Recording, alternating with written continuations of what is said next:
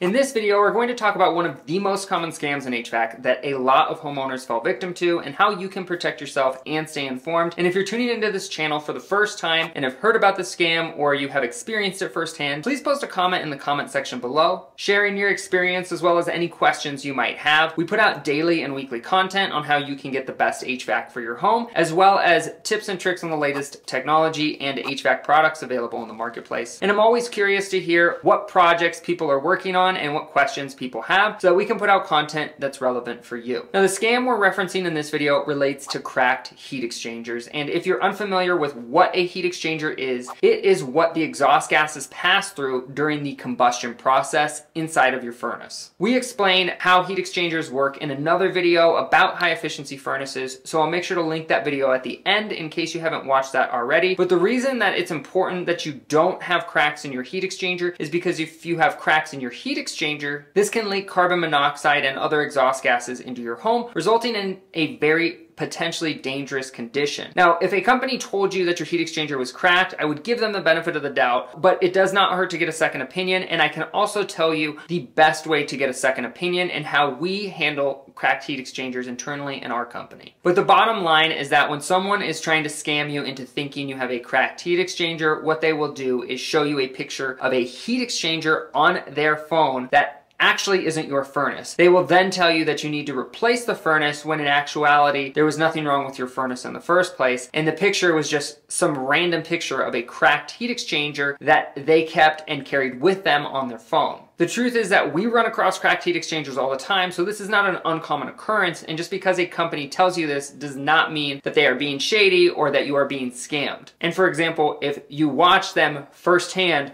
pull the furnace apart or the blower motor and they show you the crack, or took a picture in front of you and then showed you the crack and you saw the flash going off on the picture, then that's likely not a scam, and they should be able to show you where it is on the furnace depending on how difficult it is to access. Now, our guys are taught to use a combination of inspection cameras as well as their phone to capture pictures so we can show people when we're on site in the field. But the bottom line is that if someone shows you a picture of a cracked heat exchanger on their phone, but they didn't even pull apart your furnace, then most likely that is a scam. Now, there's a couple ways that companies will check for cracked heat exchangers. The first thing that we normally do is we first check for carbon monoxide in the airstream with a personal carbon monoxide detector like a Fluke or a UEI meter. We avoid certain brands of CO meters because they put out false readings, and if we ever get a positive read, we always check it with a second meter. Now, this alone does not mean that we've identified where the crack is in your heat exchanger. It just means that there's likely a compromise in the heat exchanger somewhere, or you're getting carbon monoxide in your airstream somehow. When this happens, we normally tell people to get a second opinion for their own peace of mind if they have any doubts, and we actually pay for their second opinion at our company, and we do that so our customers know we're being transparent. Or what we have people do is call the local utility provider, which is Xcel Energy in our municipality, and oftentimes if you call your local utility, they will send someone out that is one of their employees. And the reason that we like doing this is because they are, number one, a neutral third party, and two, they are not a direct competitor that is just looking to throw us under the bus, and they will give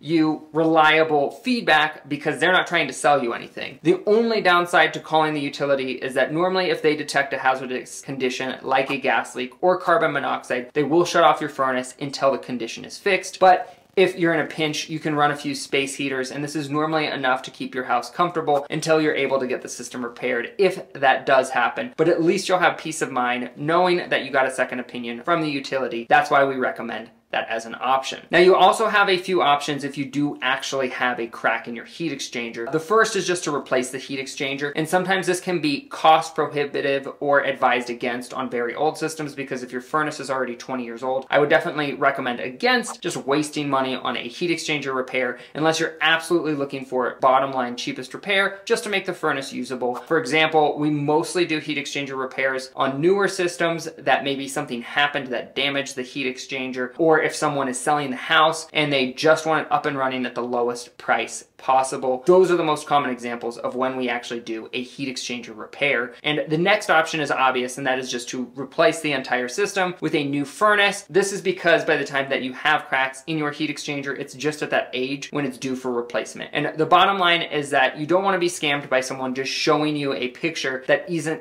even of your furnace. I've never personally had anyone in our company do this, otherwise they would be fired immediately. And the bottom line is that most companies are pretty honest, but as the saying goes, a few bad apples spoil the whole bunch. So you just want to make sure you're aware of what's going on and not getting hustled. The truth is that this is actually an extremely common occurrence, and if you follow the tips we gave you in this video, you can keep yourself safe from carbon monoxide and also keep yourself safe from getting scammed. Carbon monoxide is a real concern, but dying from furnace-related carbon monoxide is actually very rare. And for your reference, I will link some statistics from the CPSC regarding this in the description as a reference, but in 2019, for example, there were 69 deaths from furnaces. In actuality, it's still a very rare occurrence, and one of the best things you can do to keep yourself safe from carbon monoxide poisoning is having several carbon monoxide detectors throughout your home by the sleeping areas. These will not pick up small amounts of CO, as they normally have a cutoff of around 100 or 200 parts per million, but these will keep you safe and they will alarm if a dangerous condition is detected that could affect your safety. And if you happen to be in one of the areas we service, like Denver, Colorado, or Phoenix, Arizona, you can actually schedule an appointment with us for free. We come out for free for all first-time customers, whether that's for a service call or annual maintenance, or if you're just looking for an estimate for system replacement. And there's actually a link in the description below where you can actually schedule online at your convenience, as well as an up-to-date list of the cities and states that we service, so you can stay up to date when we start servicing your metro. And as promised earlier, there's a video popping up on the screen right now related to high efficiency furnaces and how their heat exchangers work. So make sure you check that out if you haven't done so already, and we'll catch you on the next episode.